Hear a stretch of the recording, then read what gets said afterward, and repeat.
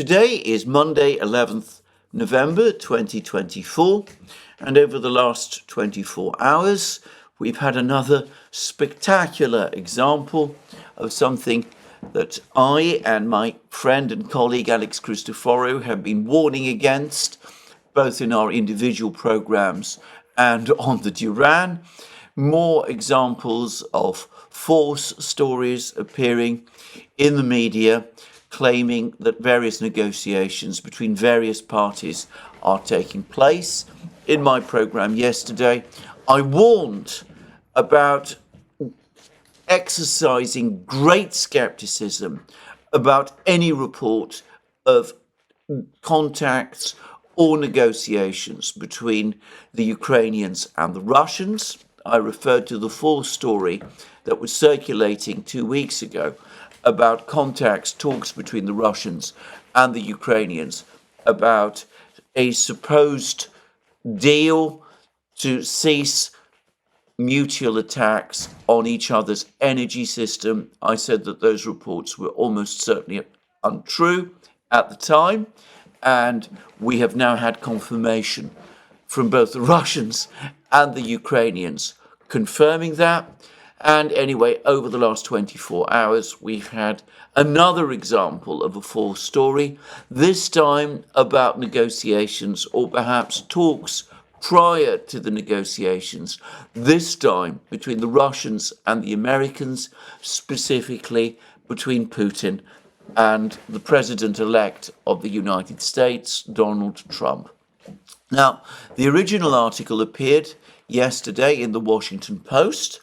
The article, which was of course anonymously sourced, said that Donald Trump and Vladimir Putin had spoken on Thursday, that the conversation had been kept confidential, but that the Ukrainians themselves had been informed of its contents.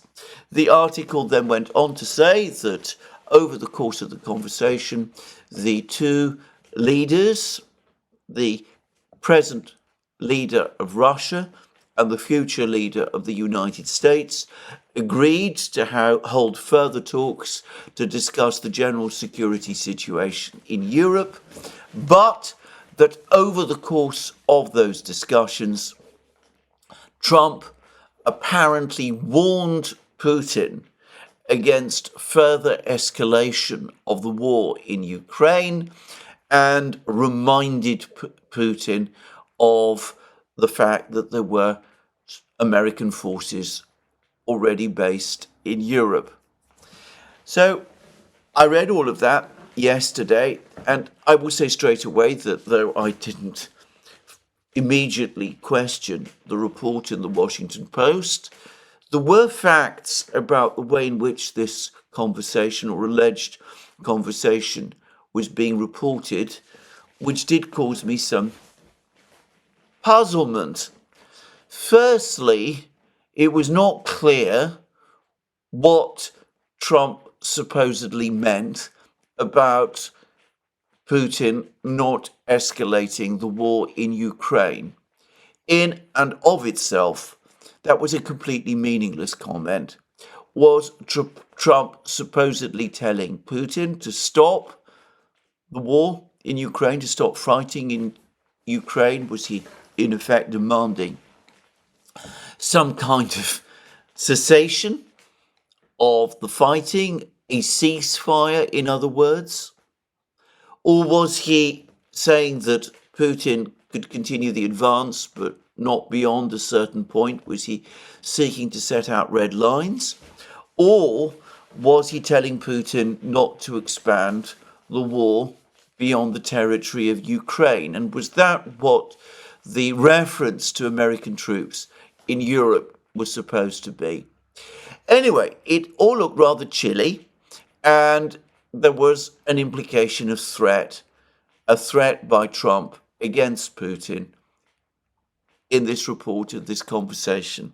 And though that was not in itself something that would make one think that the conversation had not happened, it did seem somewhat inconsistent with what we had heard come from the Trump administration, or at least from Donald Trump himself, before, during the election, and in the recent steps that he had taken.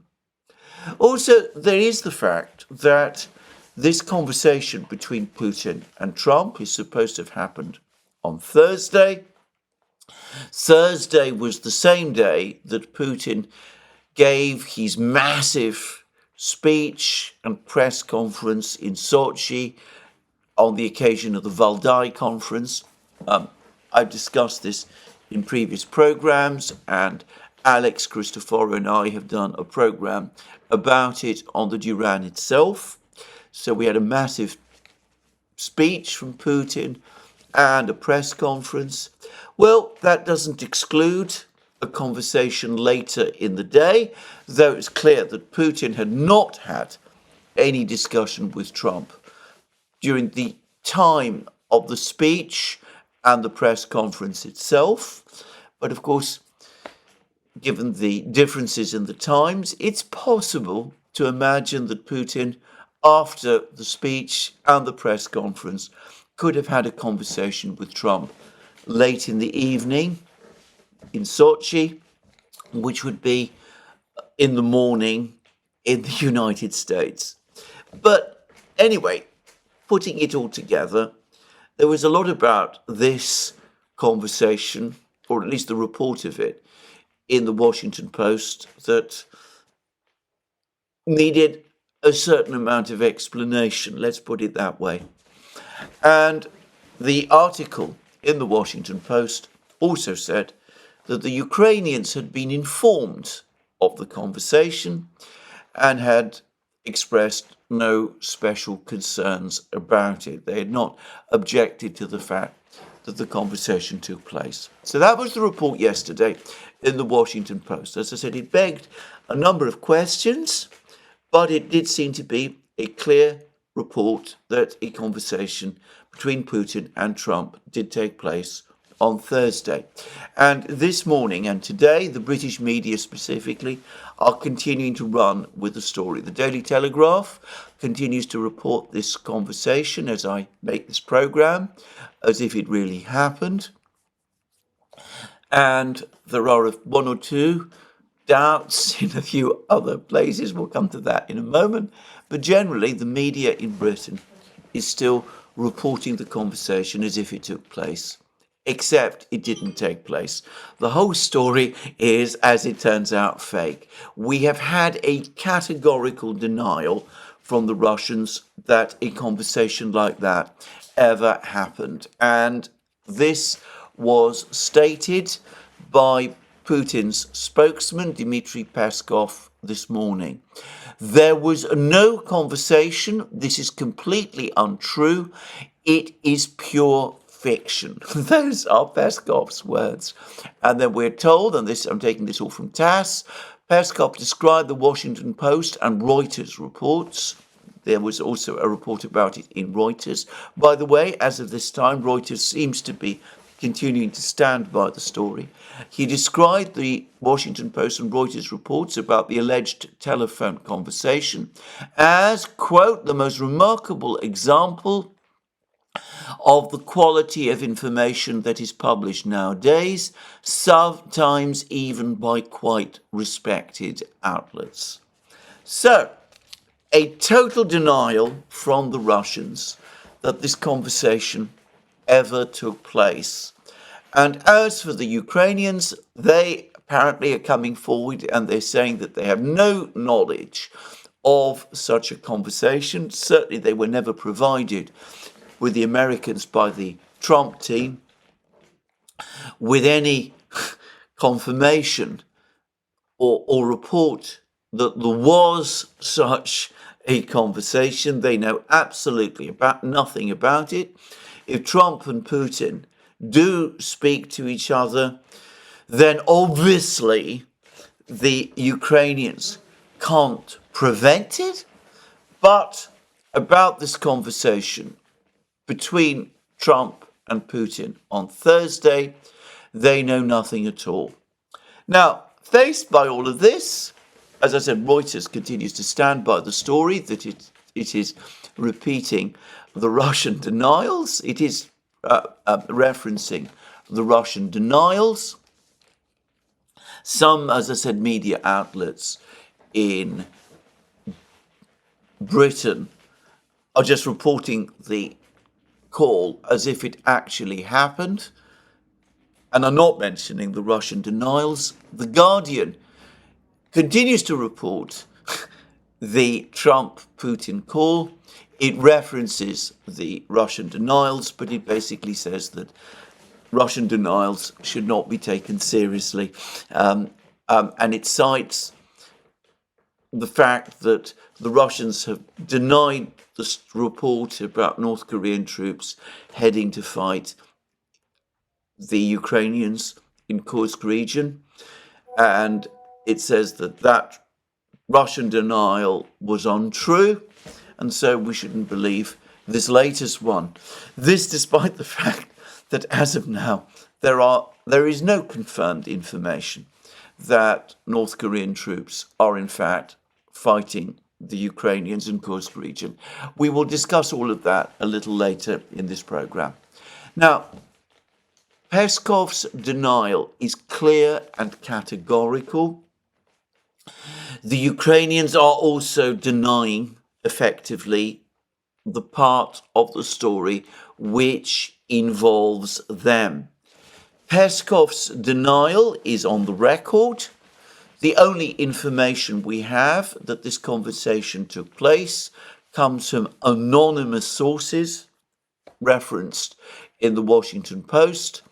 An iron rule that I always follow is that if someone denies something on the record, which is asserted by someone anonymously as true, then one should always believe the party that speaks on the record against the party that is speaking anonymously. I have no doubt that this report is completely untrue. By the way, the Trump team, wisely, in my opinion, are refusing to comment about this. Now, we have seen an endless succession of stories appear in the media over the last couple of weeks, all of which it has turned out are false or lead us in wrong directions. We had the story, which I mentioned, about the talks in Qatar to agree a mutual cessation of attacks on the energy systems of Russia and Ukraine. The Russians categorically denied the story. Peskov went on the record to deny the story. The Ukrainians, Zelensky and Yermak, as I discussed in my program yesterday, have denied it also. We've had all kinds of stories about peace plans for Ukraine being put together by people around Donald Trump. Many people suppose that these so-called peace plans have some reality to them.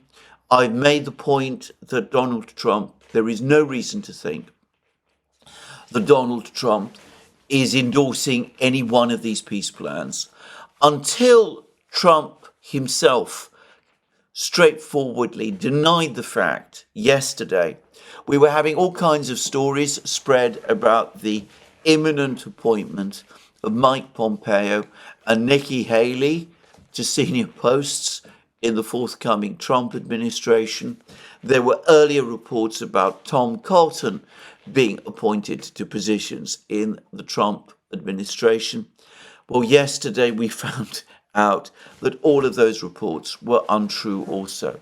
Late last night, there was a report that appeared in the British media that Keir Starmer, the British Prime Minister, and Emmanuel Macron were allegedly plotting together to push Joe Biden, who is still, of course, President of the United States, to approve deep strikes using missiles against Russia, that which the Americans refused to agree to back in September that the British and the French were plotting to get Joe Biden to agree to this. The idea again being to commit the United States to a course which Donald Trump would find it impossible to reverse once he had become president himself in January. As to that story, by the way, well, we've had comments from the French and the British this morning. The meeting between Starmer and Macron has duly taken place, but there is no reference that I have been able to see in any of the public statements between the British and the French leaders that they are indeed refloating this idea about deep missile strikes against Russia. The Pentagon has already made clear its strong opposition to this plan. Biden himself might be inclined to go along with it, though I get the sense that his national security advisor, Jake Sullivan, is not. I cannot imagine that the British would want to revisit this whole topic after the humiliation they experienced in September when they were led by the US Secretary of State, Tony Blinken, to think that if they proposed this idea to the Americans over the course of Starmer's trip to Washington, the Americans would agree, only to find Biden and Lloyd Austin and the Pentagon basically saying no. I can't imagine that the British want to revive this all over again. And of course, the British will know that any attempt to try to carry out a plot of this kind against Donald Trump would be a catastrophic mistake. It would deeply annoy Donald Trump, with whom the British government is now anxious to mend fences. And I cannot imagine again that the British want to go down that particular route. And if we're talking about the current Biden administration, well, given the opposition of the Pentagon, I think that the current administration, despite the visceral feelings that some of its members have against Donald Trump, would be very wary of agreeing to something like this, which could easily provoke a massive row, and would only agree to a plan of this kind if Donald Trump himself agreed to it. All of these articles, every one of them, looking back, even the article in the Financial Times about the missile, the agreement by the Ukrainians and the Russians to stop missile strikes or drone strikes against each other's energy systems. All of these articles look to me to be maneuvers to try to box Donald Trump in, to try to get him to commit to particular courses before he is inaugurated president of the United States, to get him to press the Russians for a cessation of attacks on Ukraine's energy system, to get him to commit to peace plans, which the Russians are certain to reject, with the threat from him of escalation, further escalation, once the Russians had rejected those plans, once they were bound to do, to get him to agree to appoint all sorts of prominent neocons like Pompeo and Haley and perhaps Cotton to prominent positions in his administration before the administration was established. And in the case of this latest story about Starmer and Macron, to bounce them to come up with this proposal again, to get them to pressure Biden and, by extension, Trump to agree to missile strikes against Russia. None of these plans, proposals, proposed appointments, contacts between Putin and Trump are actually taking place, have actually taken place or have any connection, and this needs to be said again, any actual connection with Trump himself. If we go back to the report, the Washington Post story yesterday, about the alleged conversation between Putin and Trump, it's clear that the purpose of whoever it was who spread that story or was spreading that story in the American media yesterday was to create the impression that Donald Trump was laying out red lines against Putin, to Putin, red lines which Trump was proposing to enforce with American troops in Europe in order, again, to set up for a clash between Putin and Trump after Trump took office in January. The Russians, almost certainly, I'm guessing also partly after they no doubt had their own contacts with the Trump team. Anyway, the Russians have shot down that story today, and they've done it in the most categorical and emphatic way.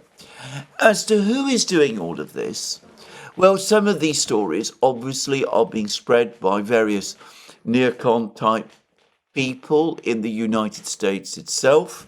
The neocons and their friends have many, many contacts in the media.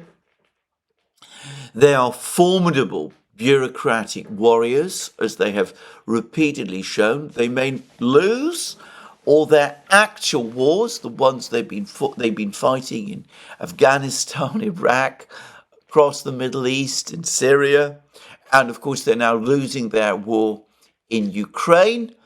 But the wars that they do regularly win are the bureaucratic wars that they wage in the corridors in Washington itself. And all of these leaks and plans and proposals, they carry their fingerprints all over them. But I suspect another party has their hand in these stories as well, and that party is Ukraine, or at least some people in Ukraine.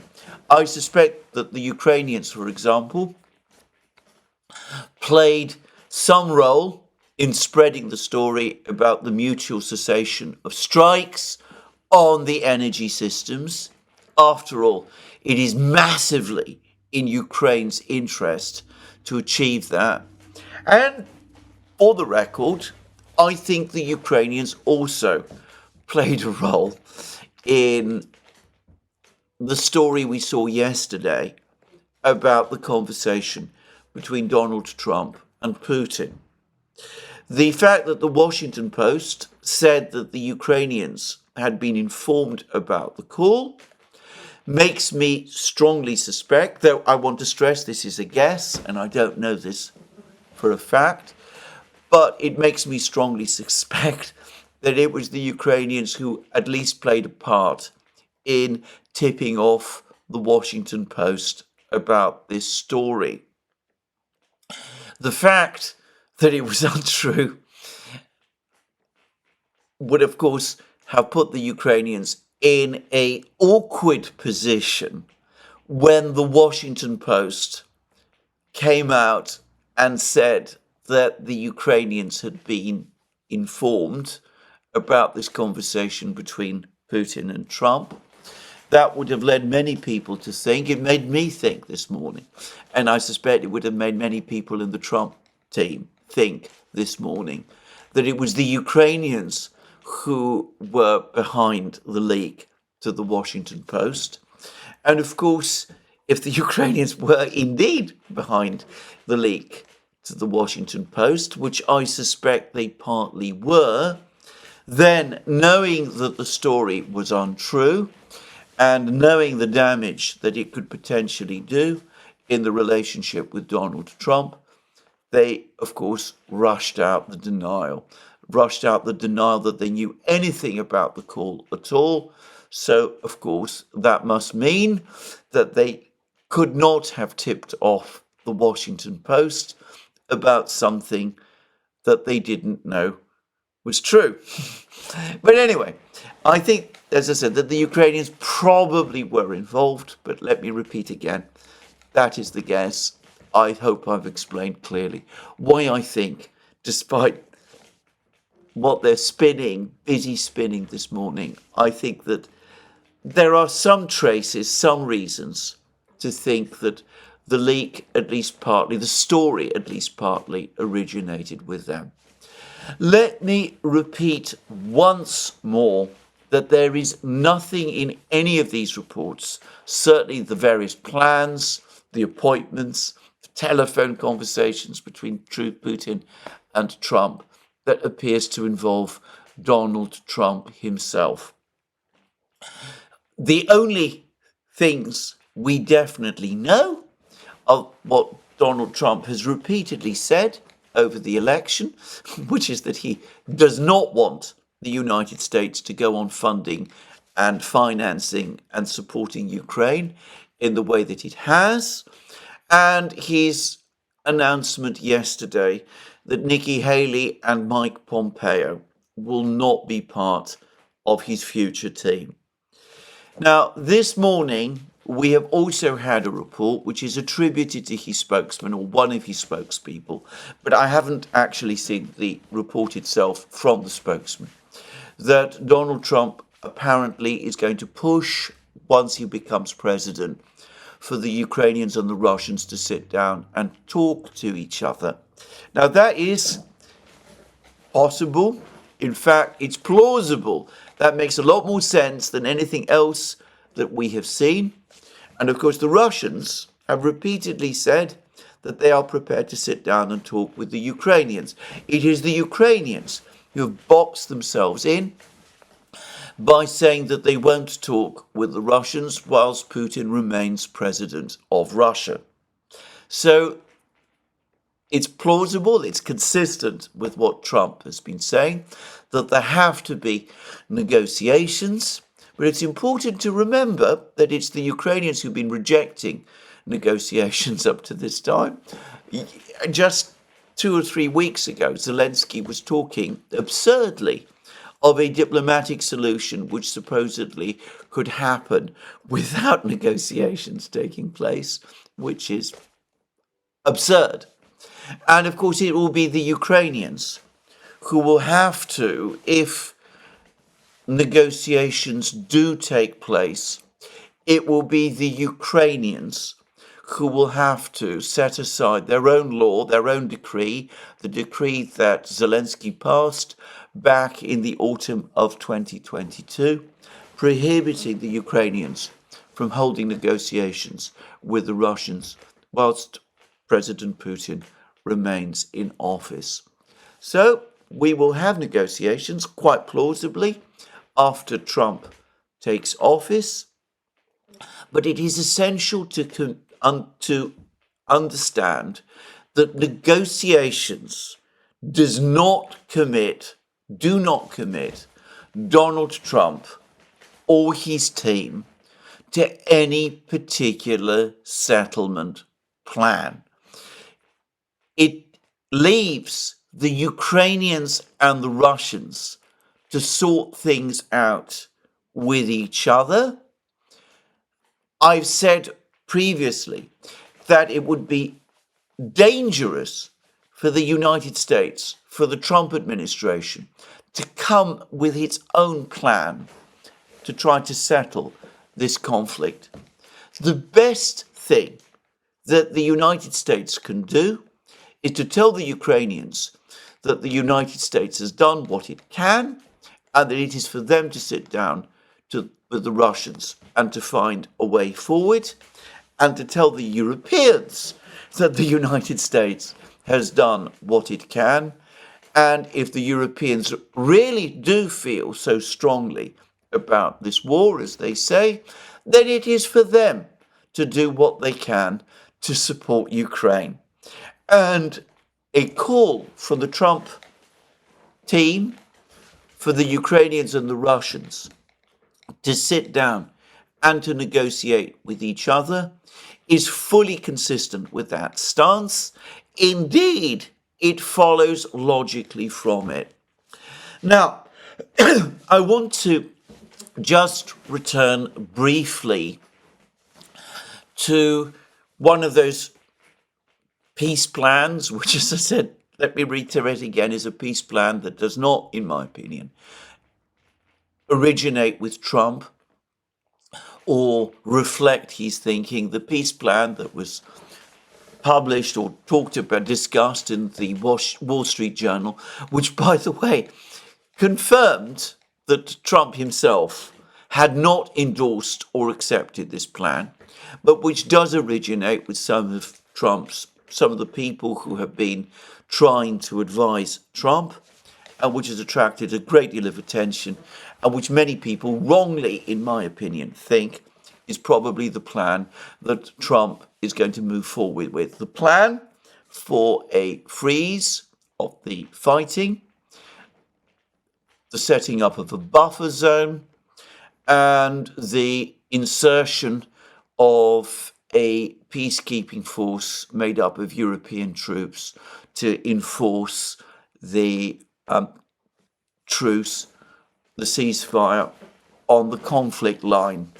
All of this with Ukraine being obliged to put off its bid for NATO and EU membership for 20 years, but with the prospect of Ukraine joining NATO and the EU eventually. Though the former US general, the US general who formerly commanded NATO, the NATO military in Europe, General Stavridis, has actually said that if this plan is put into effect, then of course the way would be open for Ukraine to join NATO in 4 to 5 years, not 20 years, as the authors of this plan supposedly say. This plan, which, to repeat again, I don't believe has any direct connection with Donald Trump, is completely unworkable. There is an article by Andrew Karibko which has attracted a certain amount of attention, which says that the Russians need to be concerned about this plan because if they reject it or if they slow walk it, then the plan opens the way for the deployment of European troops to Ukraine, and that the Russians, if faced with that, could find themselves forced into an agreement on unsatisfactory terms. Well, I don't agree with that analysis. And as I said, I don't believe that this plan is workable at all. The Russians have rejected it. A couple of months ago, no less a person than Emmanuel Macron floated the idea of European troops being deployed to Ukraine.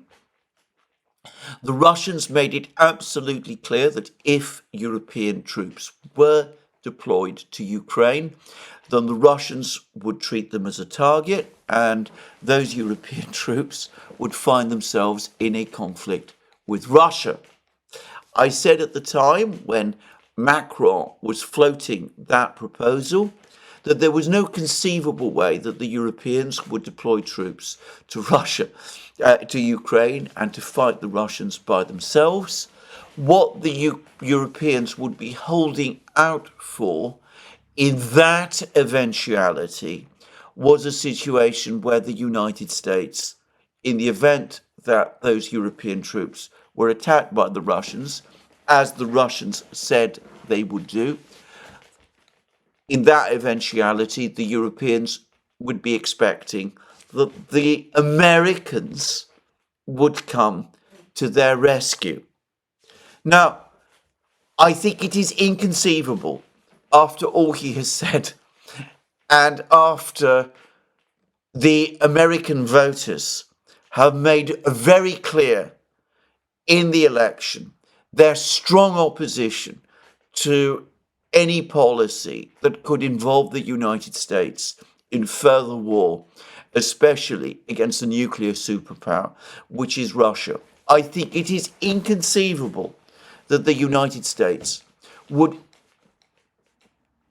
provide any guarantee whatsoever to protect European troops inserted into Ukraine in that kind of way. And that makes this entire plan stillborn. It means it cannot happen. The only way a peacekeeping force made up of NATO countries, European countries from NATO, could enter Ukraine would be if the Russians agreed to it. The Russians have categorically rejected that idea. They have done so repeatedly, by the way. I ought to say that before the special military operation began, in the period between 2014 and 2021, there were various proposals floated at various times for peacekeeping forces to be sent by the West to Ukraine. The Ukrainians at one time were actively supporting that idea. Some European countries were supporting that idea. There were even proposals that the UN Security Council might authorize the dispatch of a peacekeeping force to Ukraine to patrol the conflict line. The Russians at that time completely rejected that possibility, and they will continue to reject that possibility now. So without the Russian agreement, it will not happen. The United States cannot guarantee protection for European troops in Ukraine because of the political constraints in the United States, and the Europeans will not send troops to Ukraine, potentially to fight the Russians, without that guarantee from the United States. So this whole plan is never going to get off the ground. It is not a peace plan at all. It has no hope of being realized. The Russians have already rejected it. They've rejected many times previously the whole peace plan proposal. And Donald Trump himself, knowing the fact that the Russians will not agree to it, is certain not to pursue it. So I've spent some time explaining in this program why all of these various ideas, proposals, articles, commentary pieces floating in the media have no reality. All the indications, on the contrary, tell us that the United States is already taking the first steps. It took the first steps under the Biden administration, but it's going to take further steps under the Trump administration to wind down its involvement in the conflict in Ukraine.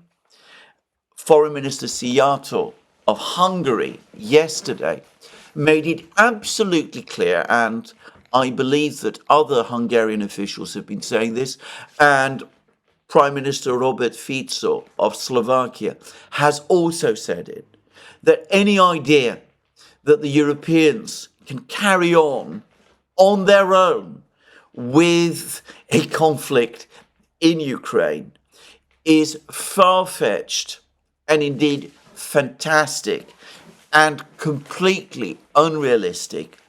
So at some point over the next couple of weeks, or perhaps months, even as the situation on the front line continues to deteriorate, the Ukrainians are going to be left with a difficult decision. Do they go on with the war and accept the prospect of total defeat? Or do they do the only thing that they can realistically in this situation if they're going to preserve Ukraine, which is put aside all that they have been saying for the last 3 years, and indeed going all the way back to 2014, and talk to the Russians, indicating that they are prepared to accept the terms that the Russians have set out, which is loss of the 4 regions plus Crimea, and negotiate a settlement for the rest of Ukraine based on the agreements reached in April 2022 between the Russians and the Ukrainians in Istanbul. That is the only diplomatic way that the Ukrainians have to go forward.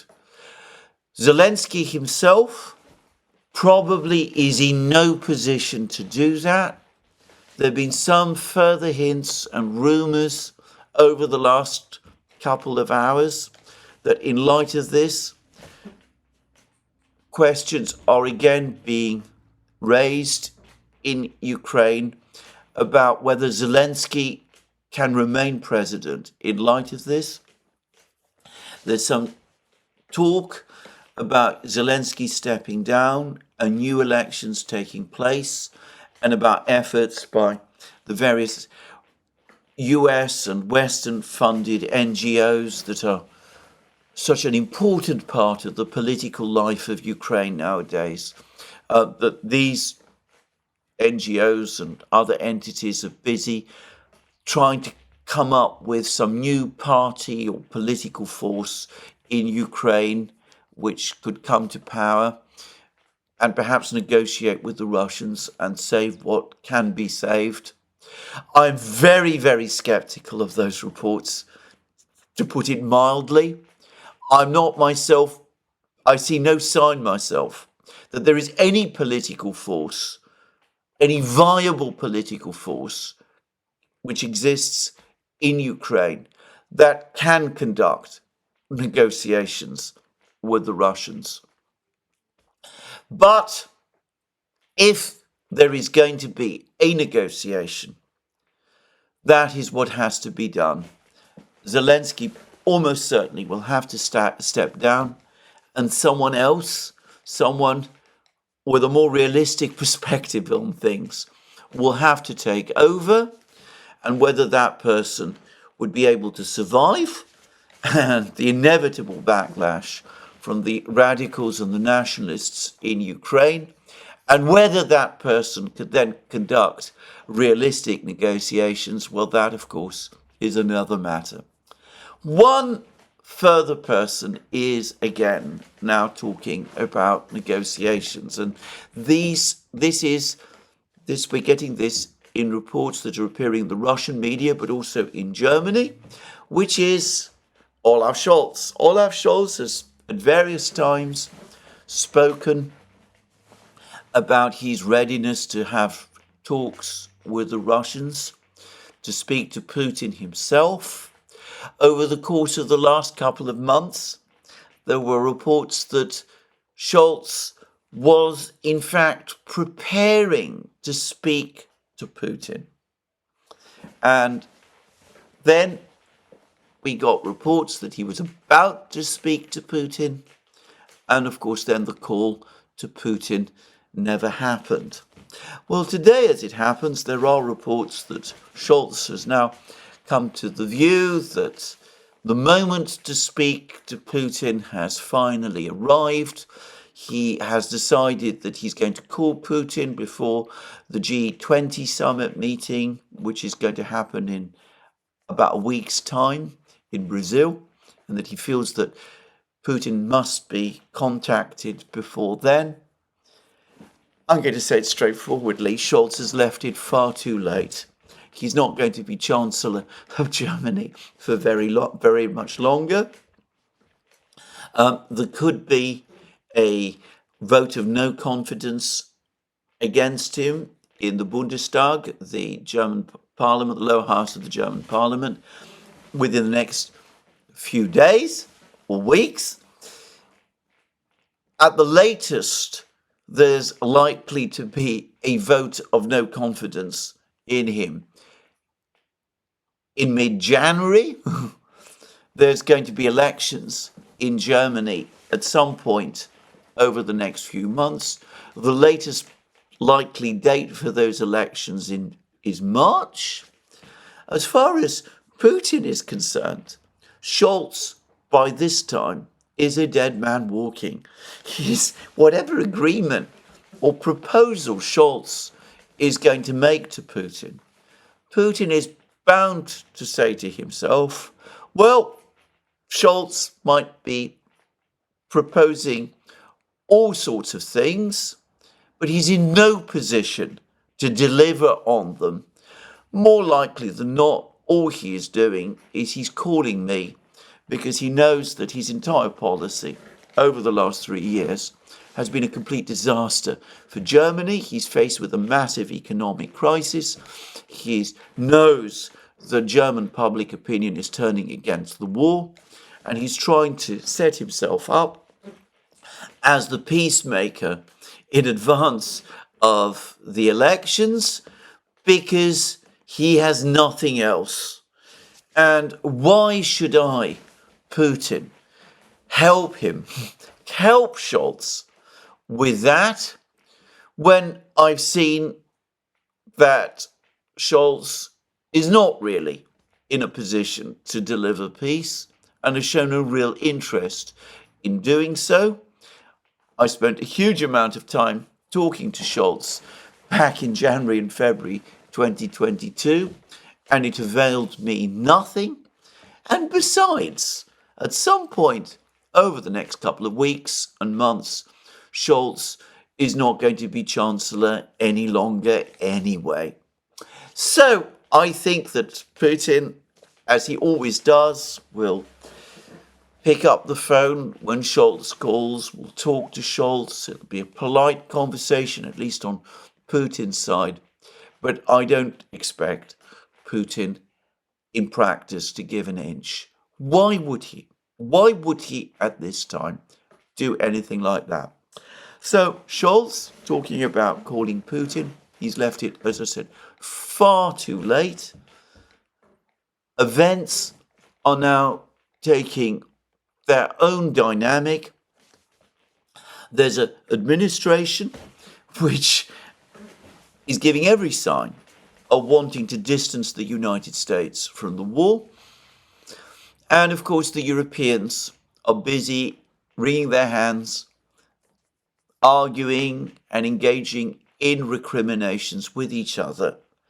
But as Hungarian Foreign Minister Szijjártó has correctly said, the reality is that there is absolutely nothing ultimately that they can do that can change the situation in Ukraine. The Russians, by the way, Peskov, in another statement that he has made over the last 24 hours, has again reiterated the Russian position. All the objectives of the special military operation will be achieved. Whatever further weapons the Western powers supply to Ukraine over the next few weeks or months are not going to change the outcome of the war. The Russians know this. They are right about this. They're going to continue to press forward.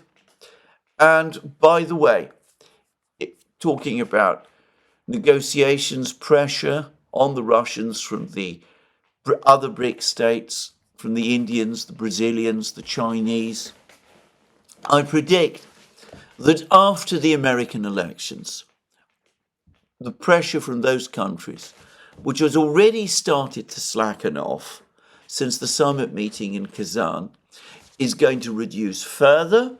The governments of these countries can all see how the military situation on the battlefronts is developing.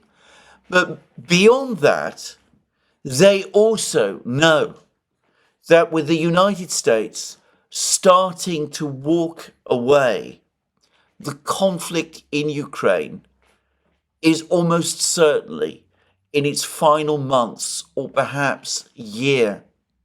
And the urgency of trying to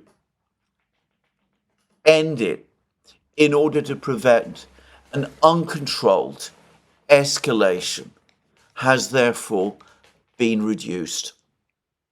So that's where we are. The Russians in a very strong position. They know it. The Ukrainians in an impossibly bad position. They know it too. They do have a way out, in theory. They can negotiate. Putin has set out the terms. He set them out in June. They're not, I should say, impossibly harsh terms for the Ukrainians to accept. They would preserve a Ukraine, not the Ukraine that the Maidan movement sought to create when it gained power in 2014, but nonetheless, a Ukraine would be preserved. The Ukrainians could accept those terms. They would be the outcome of a defeat in a war, and the party that is defeated in a war obviously has to accept terms that are less favourable to itself than those that it might have achieved if that defeat had not happened. But the defeat has happened. It is happening and getting worse now. So it is logical for the Ukrainians to accept those terms now, which are a lot less harsh than the terms they might be forced to accept if the war goes on for very much longer and the defeat that the Ukrainians are facing is still worse. So the Ukrainians do have an option, but it is not one, I'm afraid, I personally believe that they're going to take. As for the Europeans, they need to accept now and acknowledge that their beloved Ukrainian project is coming to an end. The Americans are walking away. They began to do so under the Biden administration. That isn't going to change. The situation on the front lines isn't going to change. They're not in a position, the Europeans, to make a difference.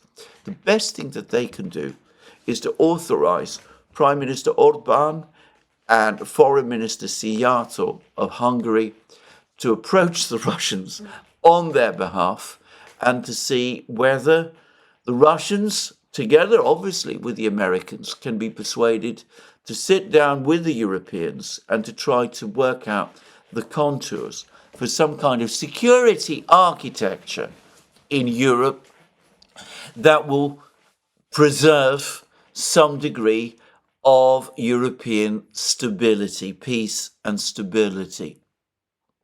Well, again, I'm very skeptical that the Europeans are going to be able to do that either. But again, the option to do it is there. Orbán and Szijjártó are offering it. So is Fico in Slovakia. I suspect that they're going to be joined by others as well. The Italians maybe, the Austrians quite probably, some of the other Balkan countries. Again, I can't really believe that the Europeans, in spite of that, are going to take that course. But anyway, there it is. Never let it be said that there are no alternatives in this situation. There always are. One can always stop digging when one is in a hole, but the Ukrainians and the Europeans, I think, will find it impossible to do that. Now, the very last thing I did want to say on these diplomatic things is about the United States itself. I've expressed my opinions about Donald Trump's likely intentions, about which I'm reasonably confident, and certainly the intentions of his vice president, whom rumours, and they're only rumours, say, is going to be asked by Trump to exercise overall supervision of the crisis in Ukraine.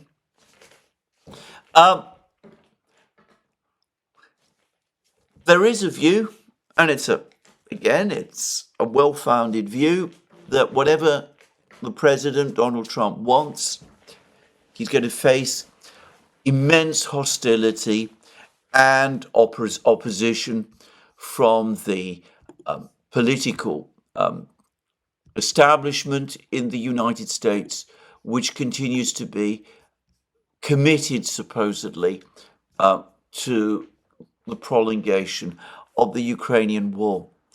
I think that there is certainly some truth in that, but one should not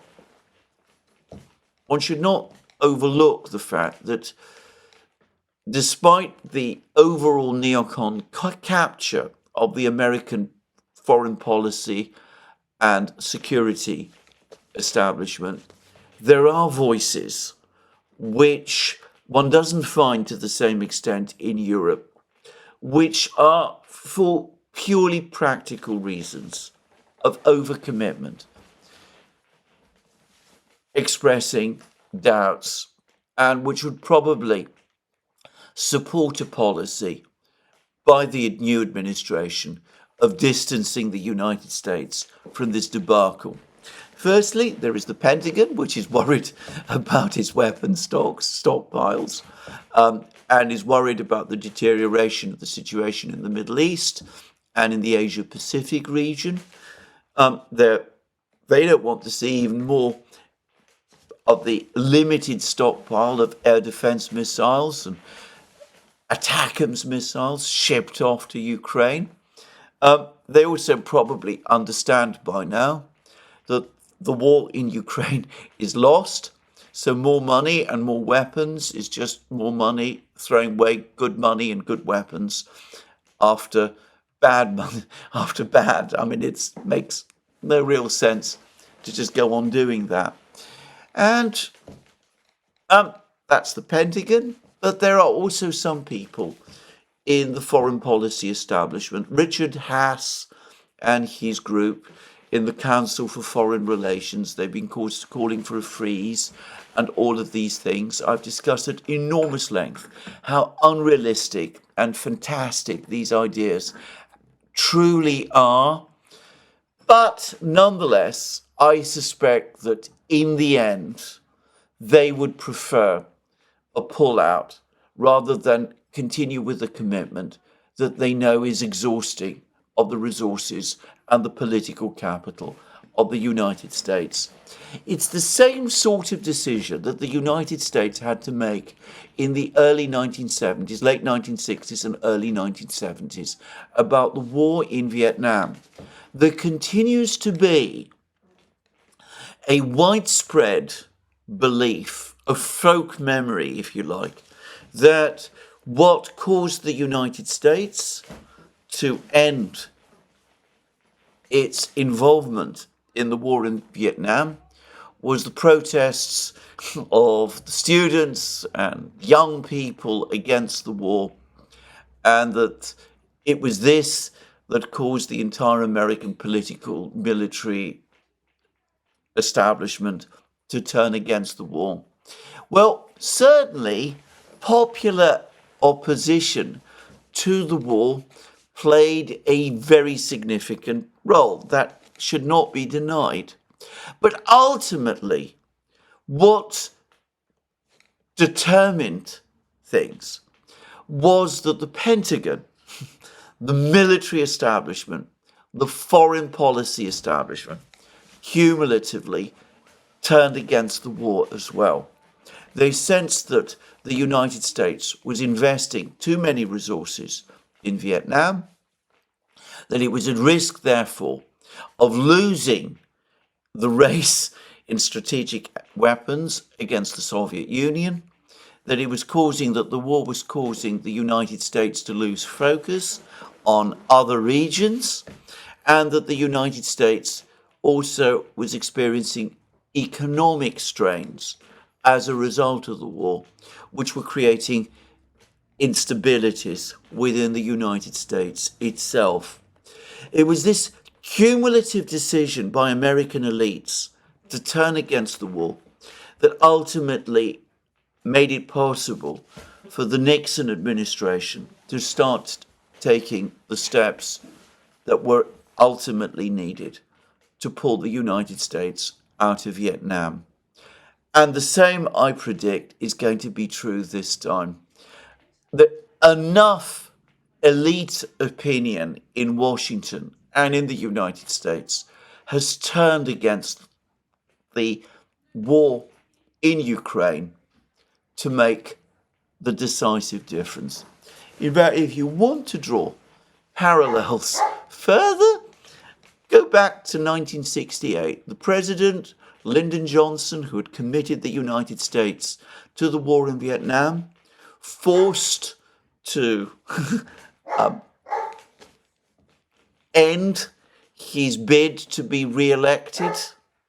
His successor within the Democratic Party, his vice president, Hubert Humphrey, nominated to lead the Democrats in the election in a convention in Chicago, only for the Republican candidate, Richard Nixon, promising peace in Vietnam, to be the one who ultimately walked away with the victory.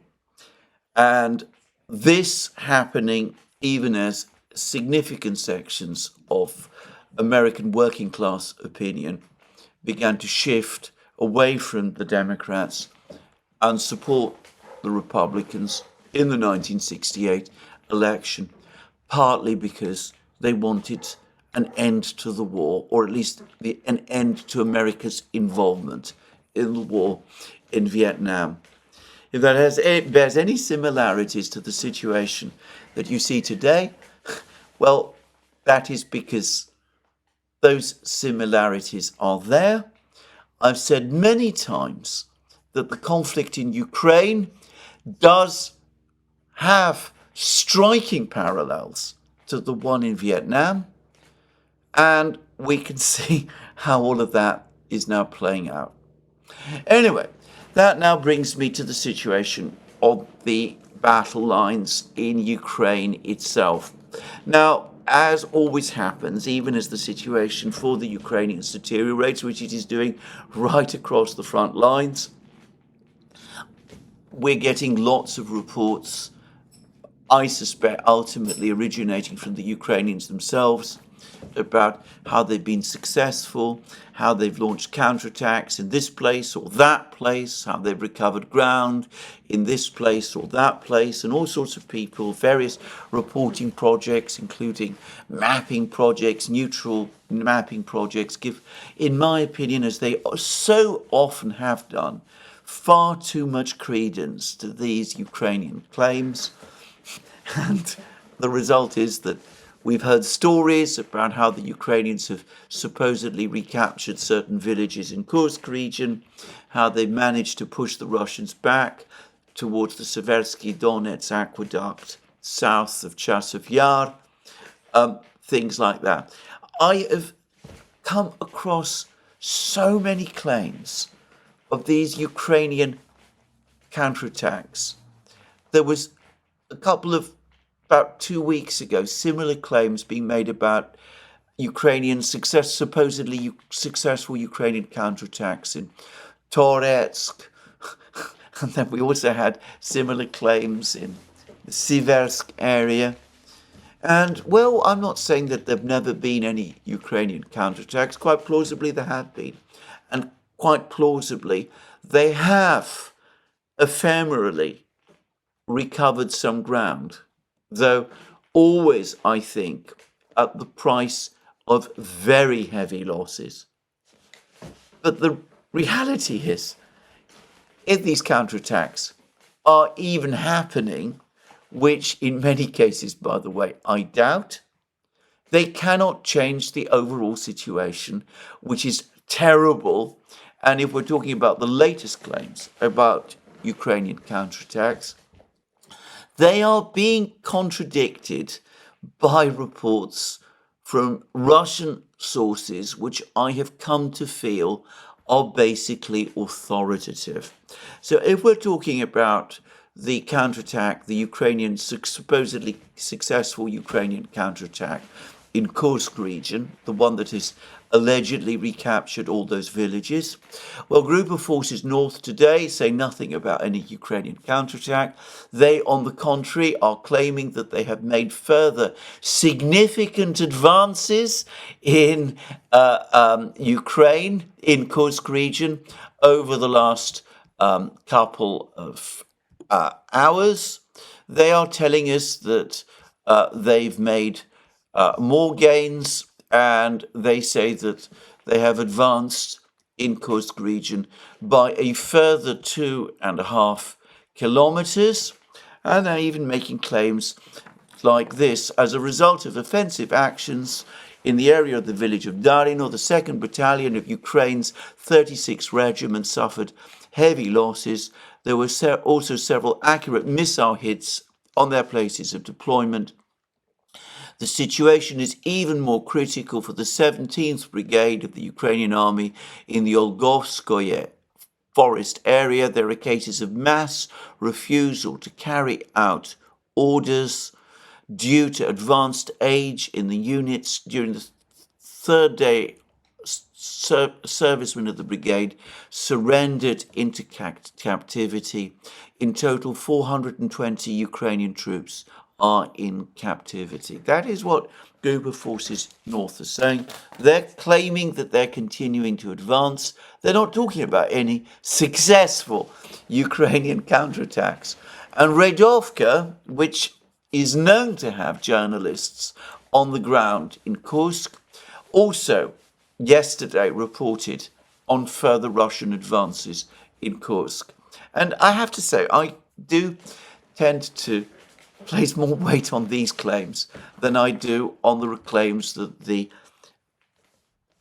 I think are being relied upon by some of the by some of the people who assume that the Ukrainians are indeed mounting successful counteroffensives. And as for Chasiv Yar, where the Ukrainians are supposed to have pushed the Russians back in one place to the Seversky Donetsk aqueduct, a Russian military official from Donbass, Colonel Vitaly Kiselyov, who again is someone who likely knows about the situation, he went on Russian television yesterday, to be precise, Solovyov Live, and he said the enemy barely has any hardware in this area, and he's talking about Chasiv Yar, since it was taken out by our paratroopers. Our snipers are gradually taking care of their infantry, little by little, working very actively, almost daily. And Kiselyov, and I'm taking this from TASS, this appears today, added that Russian airborne regiments near Chasiv Yar are successfully carrying out combat operations with the support of volunteer units. Ukrainian troops in this area are being gradually pushed out. And then there's a direct quote: the Russian army are not allowing them to even raise their heads, let alone move around either day or night to conduct any kind of redeployment to change any routes. So that's what Colonel Kiselyov is telling us about the situation in Chasiv Yar. And again, well, maybe he's exaggerating. Maybe things are more complicated than he says. Probably they are. But he's probably better informed about the situation on the ground. And I would tend myself to put some weight on what he says. By the way, we've also had other reports from Kiselyov about the overall military situation along the Donbass lines. He's also said that in the area of Pokrovsk, In all likelihood, and again, this is a quote from him, in all likelihood, the Ukrainian army will lose the Pokrovsk area in the near future. The resistance there will be fierce, but retreat to rear fortifications in just a few weeks is imminent. The enemy will certainly roll back. And then TASS tells us that he explained that on the flat terrain in this area, the Ukrainian army would be unable to hold out for long and will be forced to retreat. And the Ukrainian army lacks the personnel and the hardware to hold on to its positions. So he expects a Ukrainian retreat from Pokrovsk at some point in the next few weeks. That's from Kiselyov. Now, there is actual confirmed information that appears to confirm this. Now, all of this is, for the moment, extremely vague. We're just talking about reports now from Russian reporting channels close to the soldiers. And it may be that all of the things I'm going to say over the next few minutes overstate the position radically. But the first thing to say is that there are reports this morning that the Russian army has finally entered Kupiansk, that there is actually fighting in the town at the northern end of the contact line, that there is actual fighting going on inside Kupiansk itself, that the Russians have in fact advanced some distance into Kupiansk, which is, by the way, a relatively small place, and have now captured the football stadium in the northeast section of the town. So the Battle of Kupiansk, according to these reports, is already underway. There is no doubt that the Russians have been making further advances south of Kupiansk in the area of the villages on the Oskol River, and there have been reports that more of the villages there have been captured by the Russians. So we can see that the situation is deteriorating. But this report says that the Russians have now broken into Kupiansk itself. And of course, just a couple of days ago, Luke Harding of The Guardian was also appeared to be anticipating a Russian breakthrough into Kupiansk. And these reports that the Russians are now fighting in Kupiansk itself look to be consistent with that information. And there are further reports that the Russians have made further advances in the Kurakhovo area, in the area in southwest Donbass. I spoke yesterday about how the Russians appear to have made significant progress in this village of Sontsevo, supposedly heavily fortified village. There's reports that the Russians have now captured around half of this village, Sontsevka. This is to the northwest of Kurakhovo, northwest of the Kurakhovo reservoir. If Sontsevka falls, as I've said, it opens the way for the Russians to advance southwards towards villages like Petropavlovka and Shevchenko, and ultimately Andreevka and Konstantinopol and Dachny, cutting off the Ukrainians in Kurakhovo from their supply lines to the west. And there are also reports that the Russians are advancing south of Kurakhovo, that they are close to capturing, or maybe have even already captured, the village of Danye to the south of Kurakhovo, and of course that they're fighting inside Kurakhovo as well. All of this may be true. I don't say definitely that it is, but maybe it is true. Maybe that is indeed what is taking place in Kurakhovo. There's been some uncertainties about this, but who's to say? But we've also had reports In another area of the battlefronts, west of Ugledar,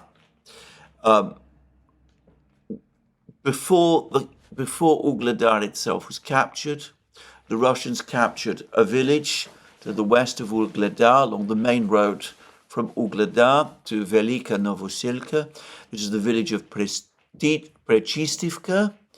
They then went on to capture, after Ugledar fell, the village of Zolota Niva, further closer to Velika Novosilka.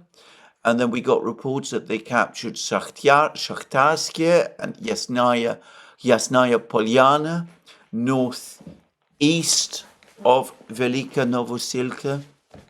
And then yesterday, we got reports that the Russians have been advancing from the Vremevka salient, from the villages of Staromayorsk and Urozhaine, and that they've recaptured a village called Makarivka, which they held before the summer 2023 offensive that the Ukrainians conducted.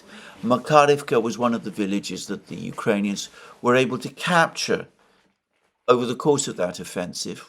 The latest reports say that the Russians have recaptured Makarivka, and in fact there's said to be pictures, which I've not seen, of Russian troops raising their flag in Makarivka.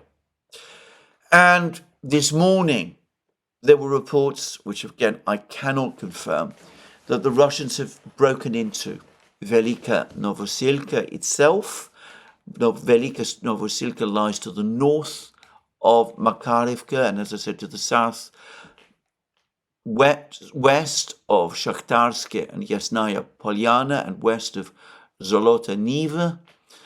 The Russians have broken into Velika Novosilka, and there are even reports this morning that the Russians have captured Velika Novosilka, that Ukrainian defences in the town collapsed completely, and that the Russians are in complete control of this small town.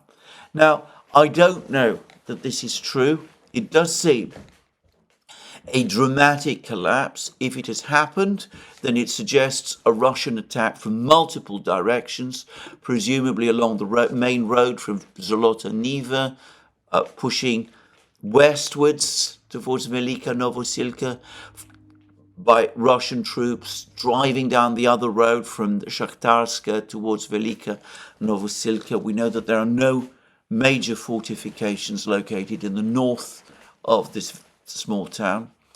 And of course, it could be that the Russians have also pushed up the road from Makarivka and have pushed northwards towards Velika Novosilka as well. But anyway, Velika Novosilka, widely believed to be a hinge to Ukrainian defences. In the south, its fall conceivably opening up the way for a further advance towards Zaporozhye, for a further outflanking of Kurakhovo. Anyway, we get the sense of how difficult the overall situation for the Ukrainians on the battlefronts is becoming. So that is the reality of the war. The Russian advance continues remorselessly. We've had massive amount of manoeuvring and false news and smoke signals. But overall, the situation points to the United States now distancing itself from the war. An isolated and forlorn Scholz wants to talk to Putin far too late in the day. My own sense remains, as it has always been, that this war is going to be decided on the battlefields, and that we are moving closer to that point, the point of decision, by the day now. And though, yes, there is still a lot of fighting still to do, we are closer to the end than many people imagine. Anyway, that's my program today. We'll see how much of this information that we've got today from the battlefronts is really true. If Kupiansk is being stormed, and Kurachovo is being stormed, and Velika Novosilka has fallen, then, to be clear, today would be a day of disaster for the Ukrainians. But as I said, for the moment at least, the information is sketchy, and perhaps one shouldn't place too much reliance on these reports for the moment, though the trajectory of events is clear enough. But anyway, there we go. That's my view of the situation today. More from me soon. This is where I finish today's program. Let me remind you again, you can find all our programs on our various platforms, Locals, Rumble and X. You can support our work via Patreon and Subscribestar, and by going to our shop. Links under this video. Last but not least, if you've liked this program, please remember, tick the like button and check your subscription to this channel. That's me for today. More from me soon. Have a very good day.